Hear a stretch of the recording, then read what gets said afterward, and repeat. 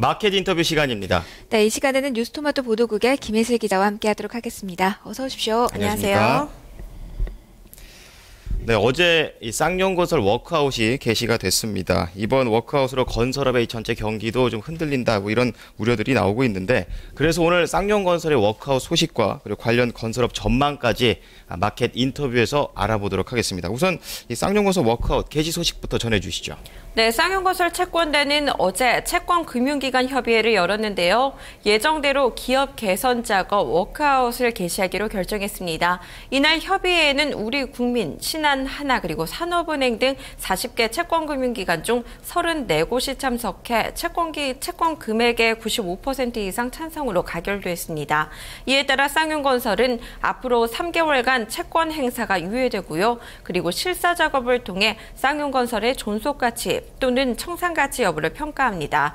이후 추가 유동성 지원 및 출자 전환 등 회생 방안을 마련할지 결정할 방침입니다.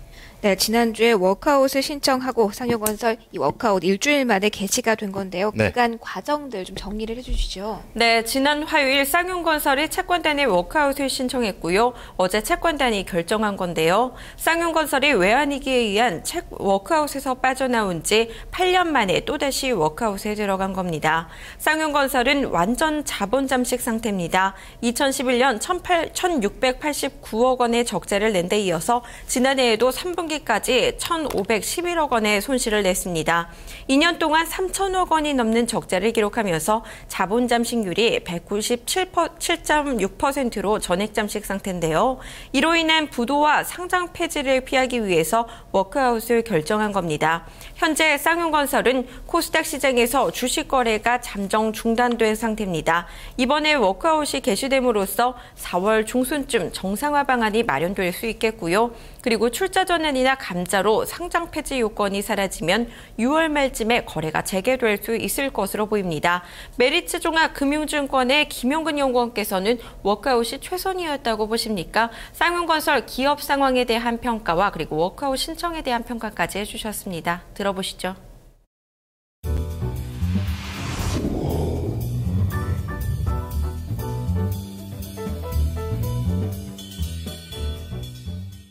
쌍용건설은 다른 중소형 건설사와 마찬가지로 주택의 비중을 많이 늘리면서 주택에 관련된 PF 그에 대한 지급 보장을 많이 썼습니다. 그래서 2011년에 말 기준에는 1.1조가 됐는데요.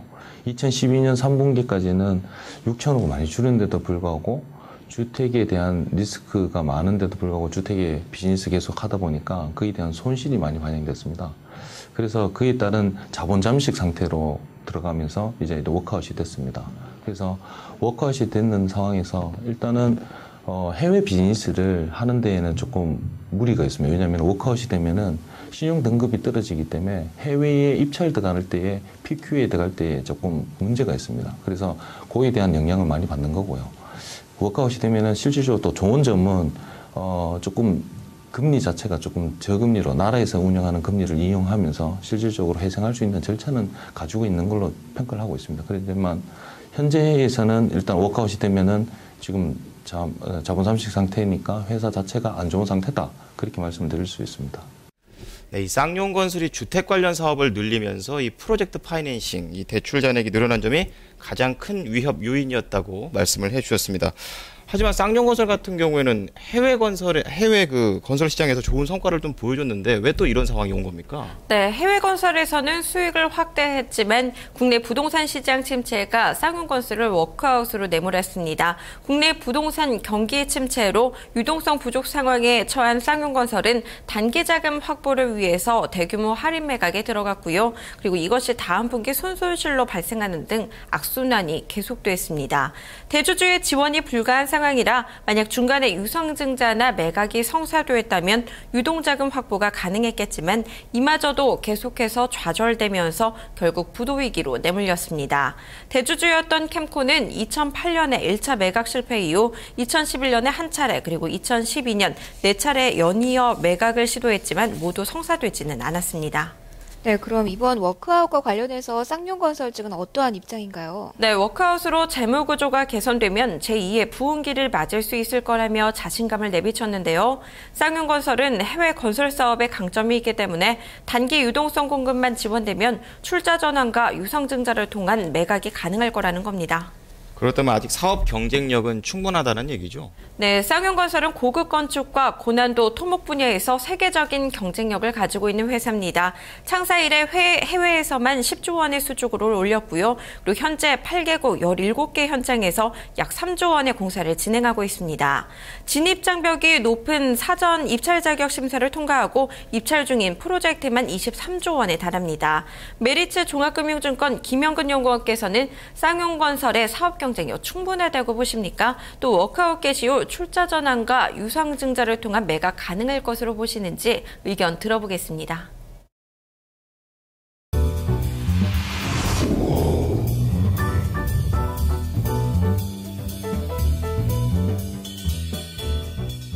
실질적으로 지금 최대 추진 캔코가 다방면으로 이제 매각을 추진하고 와 있는 상태입니다. 실질적으로 추진은 하고 있지만 실질적인 결실을 맺지 못하고 있는데요. 사실상 4월대에 또 ABCP라고 또 만기 도래오는 게 한 700억 정도 됩니다. 그래서 그런 상황에서 출자를 많이 한다든지 그리고 다른 데 매각을 한다는 거는 쉬워 보이지는 않고요. 사실상. 근데 이제 제일 좋은 케이스는 그 재무 건전성이 굉장히 탄탄한 좋은 회사에 매각이 된다면은 이 회사에서 쌍용건설은 원래는 토목하고 주택을 잘하지만 토목하고 건축에 대한 부분은 세계의 기술력을 인정받은 회사이기 때문에 좀 아쉬운 면이 있습니다. 그래서 그런 부분에서 매각이 진행된다면 제일 좋은 케이스고요. 그게 안 된다면은 워크아웃을 통해서 회생 절차를 밟아야 된다고 그렇게 판단하고 있습니다. 네, 좋은 회사에 매각이 된다면 회생할 수 있는 여력이 충분하다라고 의견을 주셨는데요. 네. 자, 이번 이 쌍용건설의 워크아웃 사태로 인해서 전반적인 건설 업계의 분위기가 좀 좋지만은 않습니다.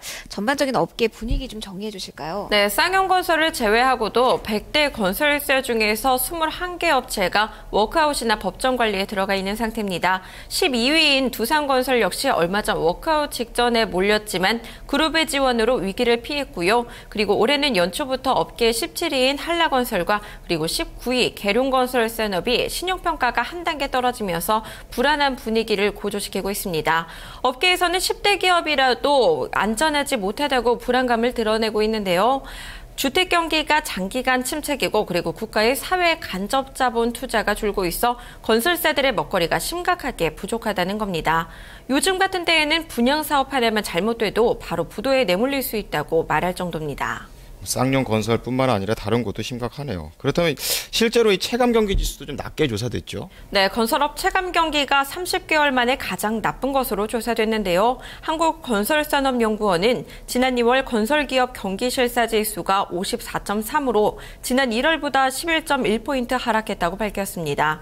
2010년 8월 50.1을 기록한 이후 30개월 만에 최저치인데요. 지수가 기준치인 100을 밑돌면 현재 건설 경기를 비관적으로 보는 기업이 낙관적으로 보는 기업보다 많다는 뜻이고 100을 넘으면 이와 반대 의미입니다. 하지만 지수가 50대를 기록해 지나치게 비관적인 전망이 많음을 알 수 있었습니다. 업체별로 보면 대형업체의 경기실사지수는 지난 1월보다 13포인트 하락한 72.7로 나타났고요. 그리고 중견업체 지수는 48.0으로 지난 1월보다 18.7포인트 떨어져 큰 하락폭을 기록했습니다. 특히 그룹사가 아닌 건설사들은 자금 지원이 더 어려운 상황이라 위기감이 클 텐데요. 국내 주택 경기가 근본적인 문제일 텐데 건설업계 업황 전망 어떻습니까? 메리츠 종합금융증권의 김영근 연구원 의견 들어보겠습니다.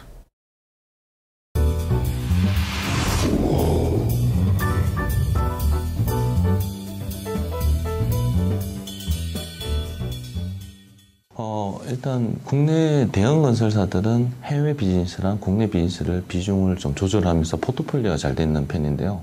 사실상 국내의 중소형 건설사들은 주택의 포션이 좀 많은 회사들이 많습니다. 그런 회사들은 일단은 한 고비가 더 남았다고 보셔야 되고요.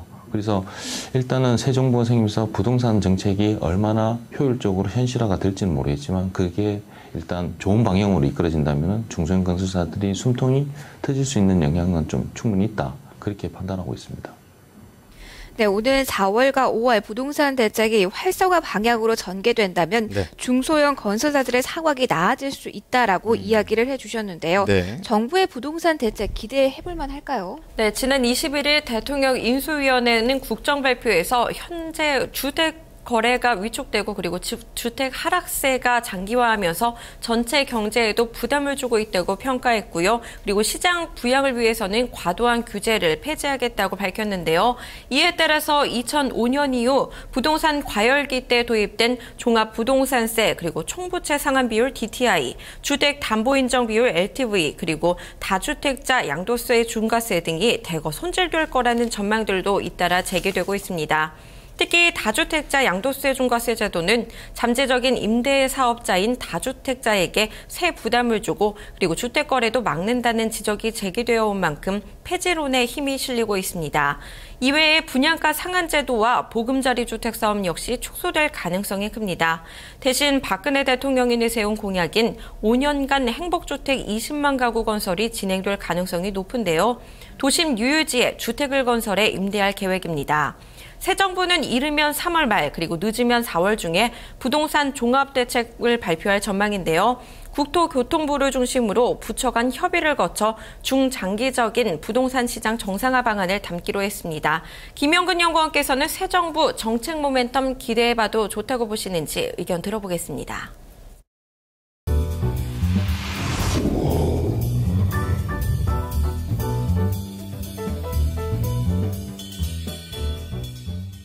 박근혜 신정부가 이제 일단 출범하면서 4월에서 5월에 이제 부동산 종합대책이 나와봐야 사실상 그게 얼마나 현실적이고 구체적인 정책에 따라서 시장에 미치는 파급 효과는 좀 큰데요. 사실상 박근혜 대통령이 공약으로 나섰던 게 총 4가지입니다. 첫 번째는 단기적 취득 감면 연장이랑 두 번째는 분양가 상한제 폐지, 세 번째는 이제 우리가 행복주택 짓기 20만 원, 그리고 네 번째는 우리가 말씀드리는 전월세 상한제 도입입니다. 그래서 초점을 맞춘다면은 예전처럼 버블 시절을 만들고 싶지는 않고 실질적으로 지금은 거래를 활성화시켜주는 부분에서 좀 포커스가 맞춰져 있다고 봅니다. 그래서 첫 번째인 우리 단기적 취득 감면 연장은 6월까지 지금 잠정 결정이 된 상태라서 지금 분양시장이 조금 달아오르고 있는 건 사실이고요. 그래서 추가적인 정책이 현실적으로 나와봐야 우리가 조금 예측할 수 있는 건 사실입니다. 네, 단기적인 취득세 감면 연장 그리고 분양가 상한제 폐지 또 전월세 상한제 도입, 행복주택 20만 호 건설 등의 이 정책이 예상대로 진행된다며 활성화 기대해 볼 수 있다고 보셨습니다. 이제 관심은 주식시장에서의 건설업종 투자 전략일 텐데요. 아직은 보수적인 접근이 유효할 수 있다라는 의견들도 나오고요. 반면에 저점에서 관심 가져봐야 한다는 조언들도 나오는데요. 메리츠 종합금융증권 김영근 연구원께서는 쌍용건설 상장 폐지 막을 수 있을지 향후 전망부터 건설업종 투자 전략까지 어떻게 보고 계신지 들어보겠습니다.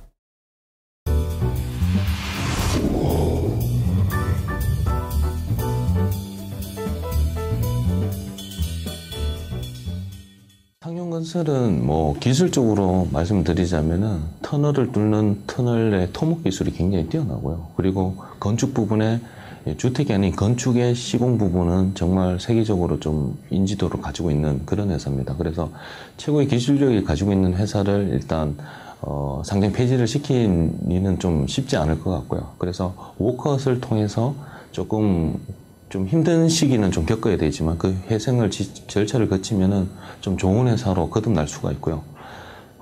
좀 그 재무 건전성이 정말 좋은 회사들이 이런 회사를 인수하게 된다면은 정말 이 회사는 더 훌륭한 회사로 바꿀 수 있습니다. 그리고 건설업종 전체로 볼 때는 국내는 일단은 시장이 선진국형의 일단 성장이 되는 시장입니다. 그래서 해외 시장으로 좀 많이 뻗어나가야 되는 부분이 큰데요. 그래서 해외 쪽에 집중할 수 있는 대형사 건설사들이 좀 수혜를 볼 가능성이 좀 높다. 그렇게 판단이 됩니다. 네, 건설업종은 기업들의 워크아웃과 체감 경기 둔화로 우려가 여전하지만요. 새 정부 출범과 함께 활성화 대책에 대한 기대감도 큰 상황입니다. 때문에 향후 우려와 기대 중 어디에 무게를 실어갈지는 이슈들 체크해 보시면서 투자 전략 잡으셔야겠습니다. 네, 오늘은 쌍용건설 워크아웃 소식과 그리고 건설업계 상황까지 정리를 해봤습니다. 김혜실 기자 그리고 메리츠 존금의 김영근 연구원 의견 들어봤습니다. 고맙습니다. 고맙습니다. 네, 저희는 토마토 모닝쇼 4부로 돌아오도록 하겠습니다.